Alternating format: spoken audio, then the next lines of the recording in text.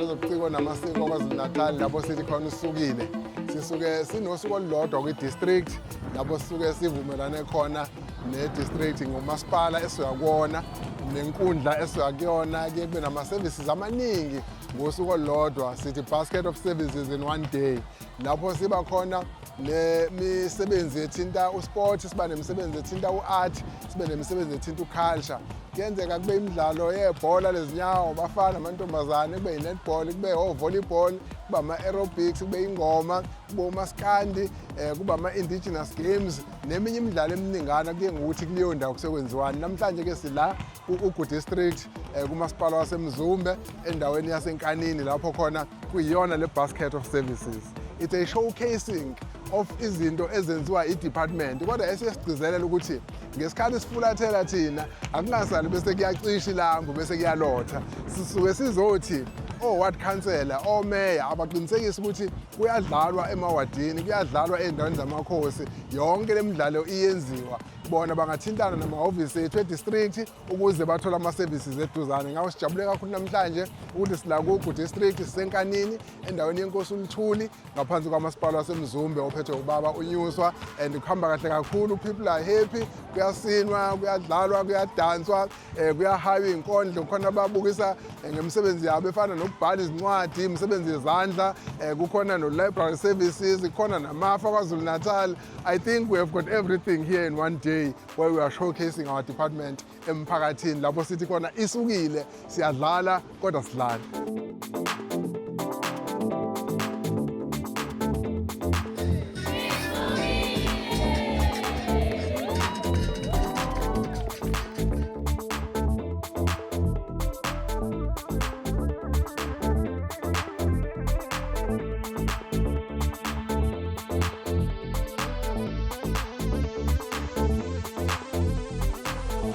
Angibingelele umphakathi wonke emakhaya nabo bonke abathandi bezemidlalo. Usibongisele Mkhize lo unokubhala we-Ugu Sports Confer. So lana ke namhlanje sihlangene ngeprogram ya-MEC isukile yasungulwa MC ijikelela kuwo wonke ama-province. So namhlanje nake ila Ogwini kwi-district yasoGwini la kudlala khona zonke inhlobo zama-sporting code, but la sikhona ke njengamanje sifocuse kwi-football. Njengamanje kudlala ama-teams under 12 abesimame adlala i-final njengamanje.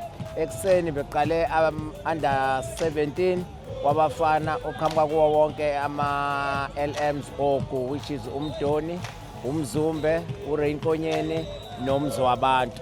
So silinde i-final ke manje ezongena ngo-1. It will be between uMzwabantu noMzumbe. So i-program imi kanjalo njengamanje, and then the winner on that final will be getting 10,000, and then the losers final will be getting 7,000. So siyathokoza nje kakhulu ngale program ngoba ivusa italente lawo bonke abantwana abasebancane. That's why as Ugu siye safocus ekutheni ake sibuke kulaba abaphansi kunokubuka kulaba abadlala ku-regional league. Ake sithathe laba abancane ukuze sibone italent elisekhona. Ngicabanga ukuthi nibonile ukuthi kukhona even abaqhamuka from kumaZulu la bazobheka italent ley'ngane.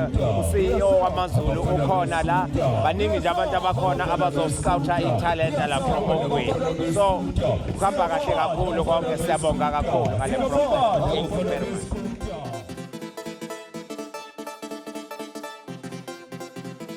Sanibona, ngiyabingelela emakhaya ababukeli kakhulukazi abathandi be-netball. Igama lami Ngema silana under Ugu Districts.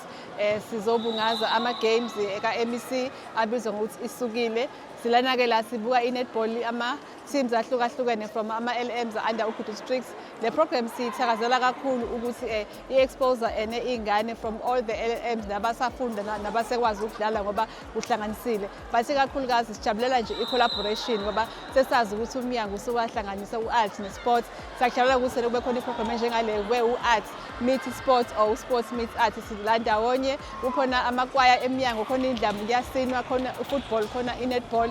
Siyakuthokozela nalokuthi khona ama-programs where i-department isikubonile ukuthi ama-teams mayedlala ayadinga ukuthi ahlonyuliswe. So siyakujabulela nalokuthi ama-teams azowina namhlanje azohamba kukhona kuphethe esandleni. Siyakuthokozela and senza ne-talent identification ukuthi njengoba siwu-netball siyakwazi ukuthi njengoba sifikile sibone ikhono ezobe sesikwazi ukuthi uma sesisuka la sikwazi siyosebenza ngalo silithuthukise bajoyina ama-team e-national teams.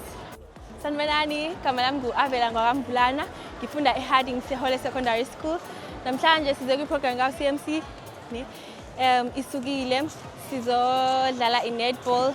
Namhlanje ngizizwa ngijabulile because sihlangene nabantu besigabazi and kuningi kuyenzeka, ngiyabonga. Yes, ikhono likhona kakhulu la. I think 2 weeks back ngangisemkhanya kude, so ngiyajabula ukuthi endaweni esiyikhathegorize ukuthi indawo esemakhaya ngibuka la, ngiyabuka nje hayi cha kuyadlalwa impela. Kusho ukuthi i-netball yase-KZN i-reach ngoba siyabona ukuthi after ama-players njengamanje siwabhekile njengo-Gorgeous asebengene kuma-national team, siyabona futhi sey'ndaweni ey'semakhaya akhona ama-players amahle. Ngiyayibona iy'ngane la zinde, ngiyayibona iy'ngane ziyadlala. It's a matter of ukuthi thina siyi-identify siqale sebenze ngazo sencane, kodwa i-hope and the future ka-netball e-KZN siyibona iqhakazile kakhulu through such programs. Siyathokoza kakhulu ukuthi sithole i-opportunity ukuthi sizo-participate nathi netball. Isukile program is about talent identification, ugqugquzela ukuthi lokhu ngesizulu esithi libunjwa liseva noma ugotshwa usemanzi ukuthi azidlale izingane zicosha amathuba okubonakalisa amakhono ukuze abonakale, ukuze thina ke bese sifika nalabo sebe professional sebezo identify ukuthi nayi ingane yabonakala, sebeyalithatha lakhono bayolipolisha. La saba khona sivamisile ukuhamba no coach bama teams ethu kwi-province yaKwaZulu-Natal, la professional ngoba basebezobheka kona lokho ngoba nabo banabadlali nje kodwa bayidinga kakhulu into ye-development. So sibambene nje kakhulu na yonke imikhakha ekhona lapha emphakathini ukuthi lokhu okuyi-development asikwenze sonke together.